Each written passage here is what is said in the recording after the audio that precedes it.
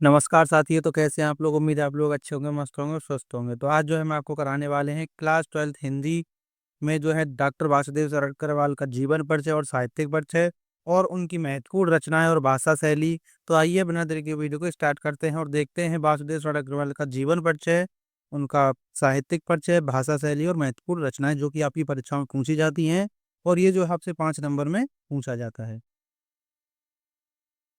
तो सबसे पहले हम देखेंगे उनका जीवन परिचय। तो जीवन परिचय में है कि डॉक्टर वासुदेव सरगरवाल का जन्म 1904 ईस्वी में मेरठ जिले के खेड़ा नामक गांव में हुआ था। इनके पिता लखनऊ में रहते थे, अतः इनका बचपन लखनऊ में व्यतीत हुआ और यहीं इनकी प्रारंभिक शिक्षा भी हुई। उन्होंने काशी हिंदू विश्वविद्यालय से एमए तथा लखनऊ विश्वविद्यालय से प्राचीन कालीन भारत नामक शोध प्रबंधन पर डीलिट की उपाधि प्राप्त की थी। यानी कि जो वासुदेव सर अग्रवाल थे, उनका जन्म जो है 1904 ईस्वी में मेरठ जिले के खेड़ा नामक गांव में हुआ था और इनके पिता जो है लखनऊ में रहते थे और इसीलिए इनका जो बचपन था वो जो है लखनऊ में ही बीता था और इनकी प्रारंभिक शिक्षा भी लखनऊ में ही हुई और इन्होंने जो है काशी हिंदू विश्वविद्यालय से एमए तथा लखनऊ विश्वविद्यालय से जो है इन्होंने जो है डिलिट की उपाधि प्राप्त की थी। अब आगे आता है कि वासुदेव शरण अग्रवाल ने पाली, संस्कृत एवं अंग्रेजी भाषा, भारतीय संस्कृति और पुरातत्व का गहन अध्ययन करके उच्च कोटि के विद्वान के रूप में प्रसिद्धि प्राप्त की। काशी हिंदू विश्वविद्यालय में पुरातत्व विभाग एवं प्राचीन इतिहास विभाग के अध्यक्ष और बाद में आचार्य पद से शोभित किया गया, यानी कि सुशोभित किया गया। और डॉक्टर वासुदेव शरण अग्रवाल ने लखनऊ तथा मथुरा के पुरातत्व संग्रहालय में निरीक्षक पद पर कार्य भी किया था।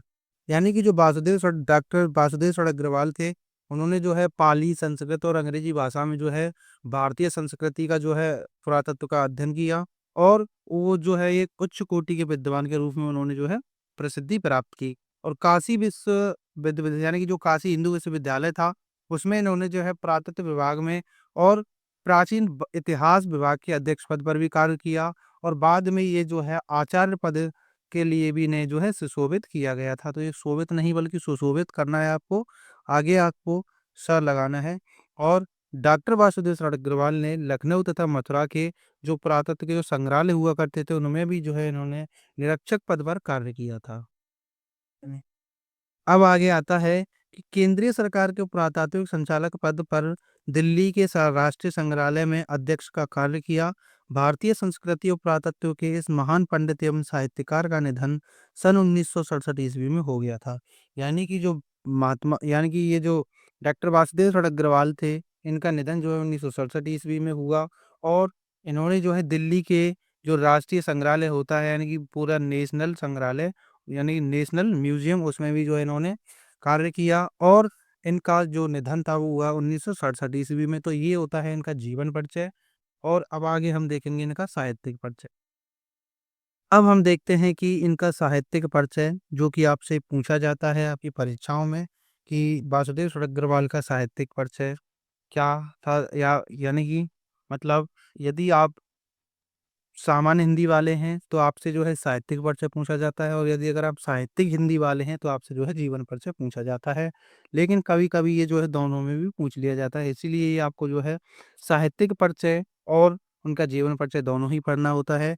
फिर उनकी आपको जो है भाषा शैली और उनकी महत्वपूर्ण रचनाएं पढ़नी होती हैं, जो कि आपके लिए काफ़ी ज़्यादा महत्वपूर्ण होती हैं, क्योंकि ये जो है आपसे उनकी रचनाएं जो हैं ऑब्जेक्टिव क्वेश्चन में भी पूछ ली जाती हैं।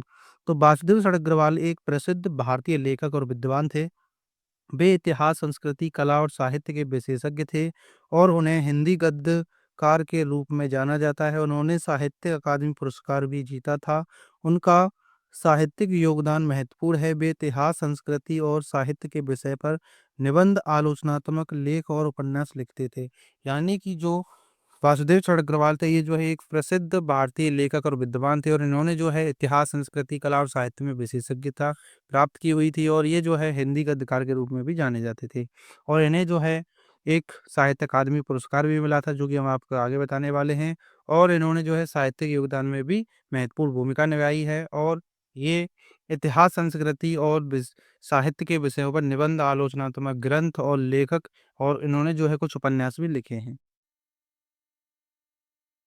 आगे इसी में आता है कि उनकी भाषा शुद्ध खड़ी बोली थी और उन्होंने अपनी भाषा में अनेक देशज शब्दों का भी प्रयोग किया था। उन्होंने हिंदी गद्य में महत्वपूर्ण योगदान दिया, विशेष रूप से भाषा और साहित्य के माध्यम से भारत के इतिहास का पुनः अनुसंधान करने में महत्वपूर्ण भूमिका निभाई है।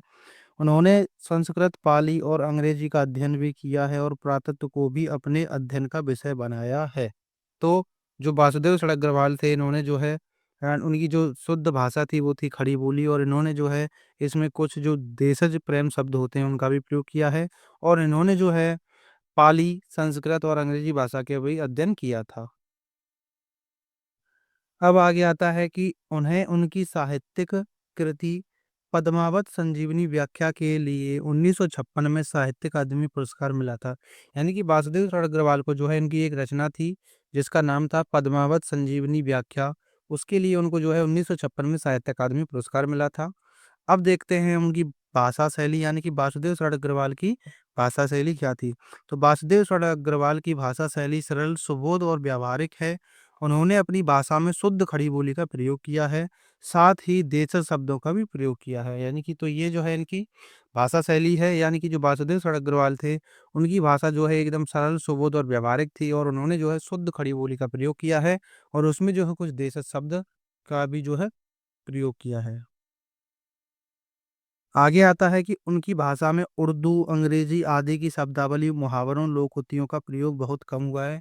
यानी कि जो उनकी भाषा में जो है उर्दू का, अंग्रेजी शब्दावली आदि इनका जो है कुछ मुहावरों में और लोकोक्तियों में जो है बहुत कम प्रयोग हुआ है।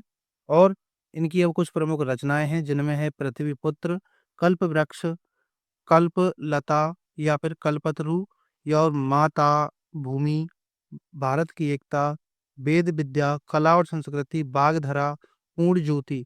तो ये जो है, ये जो कल्पतरु है, इसको जो है हम कल्पलता के नाम से भी जानते हैं, तो ये भी आपको याद रखना है। तो उम्मीद है कि अब आपको ये वीडियो पसंद आई होगी और इनका जीवन परिचय अच्छे से समझ में आया होगा। अगर आपको उनका जीवन परिचय अच्छे से समझ में आया है तो प्लीज़ वीडियो को लाइक कर देना। इस चैनल पर नए हो तो चैनल को सब्सक्राइब कर देना। मिलते हैं नेक्स्ट वीडियो में, तब तक के लिए जय हिंद, वंदे मातरम।